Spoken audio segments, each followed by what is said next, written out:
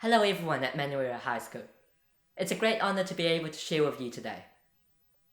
Actually, I'm very keen to come and meet you guys, but unfortunately I have a few lectures today.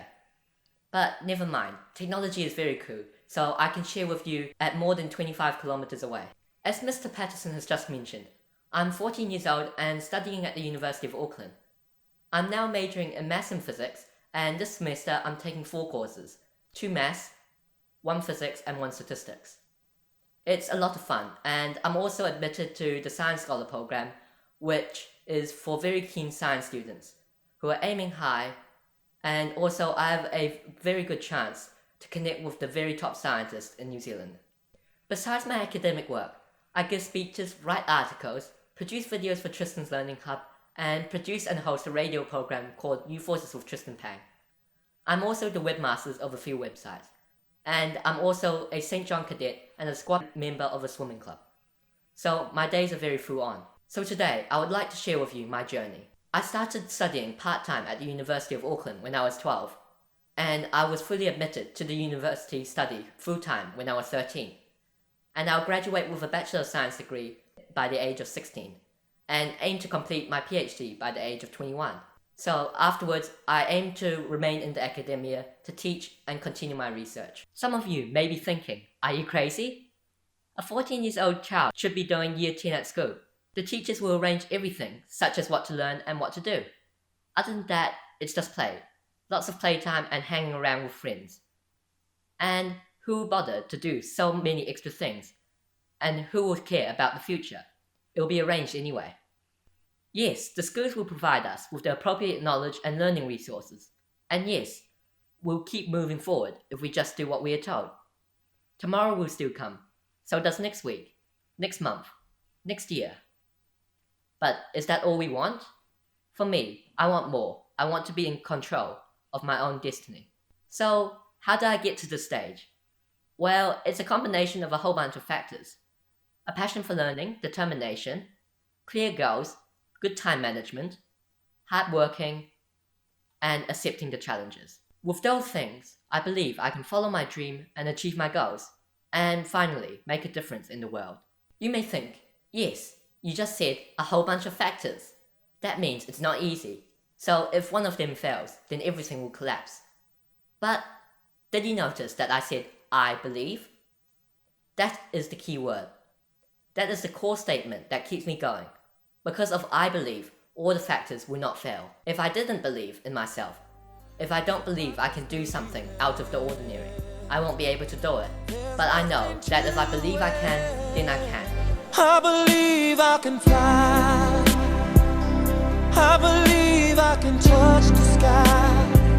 I think about it every night. Let me share with you an experience about mindset, which I've never actually mentioned in any of my talks before. I self-learned, sat the Cambridge International exams as a private candidate, and achieved almost everything in the university entrance when I was 12, 2 years ago. But there was still one exam I kept delaying, and I was not very confident with it. And this was the Alevel English. If I got that, then I can be fully qualified to study full-time at the university. The entrance requirements are numeracy, literacy, and a few other subjects, and a rank score of 170. I got maths and some other subjects like physics and geography, and I well exceeded the rank score requirement as well. I could still take classes as a part-time student, but I wanted to be a normal full-time student, and I know I need to sit the English exams. There's no other way. At the very beginning, I was really worried because language is a very different subject. Not like other subjects, which is like once you understand it, you have no problem in writing the exam. But language is something you need to keep practicing. And besides, life experience is also very crucial for good writing. I thought, how could I do as good as those who are 6 years older than me? And also, my parents are not native English speakers. They couldn't help me. Then I kept on and on and on, finding hundreds of excuses for myself until I ran out of ideas. Suddenly, a quote came out from my mind. Nothing is impossible. The word itself says, I am possible. Yes, why should I worry? Why should I let the negative thoughts conquer me? The things I have done so far were things that most people think impossible, but I still have done it. Why am I so worried? Why do I let a bunch of terrible thoughts hold me back? So, without delay, I registered for the exam in February last year for the May exams. There were only 3 months to go, but I didn't think too much. To keep reminding myself how hard the exam is, it will do more harm than good. I just treated it like the other exams. As usual, I just set goals for the exams, estimated the total hours I need to achieve it, break it down into small tasks, then allocate them into my daily planner. I worked very hard as normal, and I did all the available past papers I could find from the internet.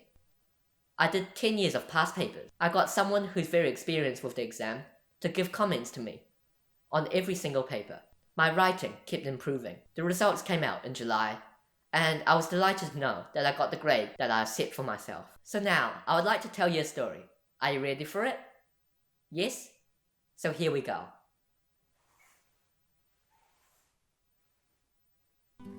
This parable is told of a farmer who owned an old donkey. The donkey fell into the farmer's well. The farmer heard the donkey praying, or whatever donkeys do when they fall into wells. After carefully assessing the situation, the farmer sympathized with the donkey, but decided that neither the donkey nor the well was worth the trouble of saving. Instead, he called his neighbors together, told them what was happening, and asked them to help throw dirt to bury the old donkey in the well and put him out of his misery.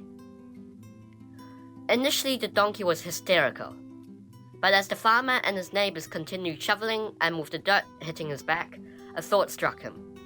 It suddenly dawned on him that every time a shovel load of dirt landed on his back, he would shake it off and step up.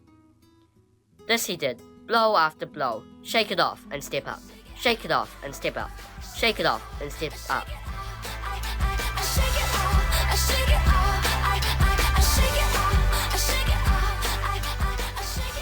He repeated to encourage himself. No matter how painful the blows or how distressing the situation seemed, the old donkey fought panic and just kept right on it, shaking it off and stepping up. It wasn't long before the old donkey, battered and exhausted, stepped triumphantly over the wall of the well. What seemed to bury him actually helped him, all because of the manner in which he handled his adversity. So that's life. If we face our problems and respond to them positively, and refuse to give in to panic, bitterness, or self-pity, we will succeed and overcome these problems. An author, Stephen King, once wrote, "You can, you should, and if you're brave enough to start, you will." Despite what's going on in your mind, you're absolutely capable of doing anything. You can because you are. You should because life is short. Don't let the less than perfect thoughts hold you back. Just like the old donkey, we have to shake it off and step up. You finally get what you want. Everyone knows free-range chicken is better than the cage one. Other than the animal welfare issues, it's because it tastes better and has higher nutritional value, as they can run around more freely. Chickens confined to shared cages inside warehouses don't engage in their natural behaviors, such as foraging and flapping their wings. They're restricted and they're not happy or healthy. I call my learning style free-range learning. I like to explore things myself and do not like to be restricted by the curriculum and syllabus. I had this experience recently. I started learning piano when I was 5. Although I received outstanding results from the graded exams, honestly speaking, I did not enjoy it. I had to follow the piano teacher's instructions on how to sit, how to position my hands on the piano, and how to follow the musical notes exactly. I barely practiced as I found it repetitive. I thought music should be creative, but I never felt that way. I quit when I was 11. Last year, I got an electric keyboard. This time, I had no teacher and no music books. I can now play freely and surprisingly, I'm hooked on it. I play songs my way and I create music. After playing music for 6 years, I finally can feel the sense of being in the moment when playing an instrument. I am immersed in inspiration and I forget my own existence. Is this the right way to learn? I suppose so. What motivates people to be persistent in their tasks? I believe it is through passion, discovered through natural curiosity, or nurtured through early enjoyable experiences. And now, I don't mind to have the keyboard teacher to give me a proper lesson, as I know how enjoyable it can be when playing music. From my experience, I realized that free-range learning could be far more effective in unlocking someone's full potential. Taking the academic pressure off can help me become more interested in the subject for its own sake. That's the reason why I started my education pathway before I was 2. I knew nothing about what year levels meant. I simply ignored them and kept exploring upwards. in a very in-depth manner. And when I was nearly 5, I started to go through the maths topics from Year 1 book to the Year 13 book. As a result of continually exploring, I finished all 13 levels in just a couple of weeks. I always spend extra time searching deeper and exploring the reasons behind any particular topic. Learning in each theme can become more easily understandable. When I was at school, or even now in the university, it may only require me to spend about 1 hour on a homework assignment, but I normally spend an extra 2 hours researching the same topic for my own interest, above and beyond the homework requirement. Reading around and beyond the subject can develop an in-depth understanding of the topic, rather than just covering the basics. When you go to school and attend the classes, you find it more enjoyable as you have already researched on the topic and the teachers are confirming and reinforcing what you have just learned. It will give you a greater sense of achievement. And teachers are a great resource for helping you to make clear of any topic. And believe me, you easily get the top marks with this method and attitude. This is the secret of my success. I strongly believe that learning will be easier if we can explore the subject for ourselves before going into a proper lesson. I'm sure no one needs to struggle with their studying anymore with this free-range learning. Oh, time is running out. So remember, believe in yourself.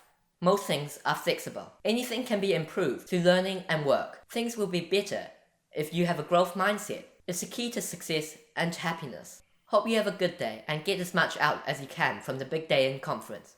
Please feel free to write to me. info@tristanslearninghub.org. So talk to you soon. Goodbye.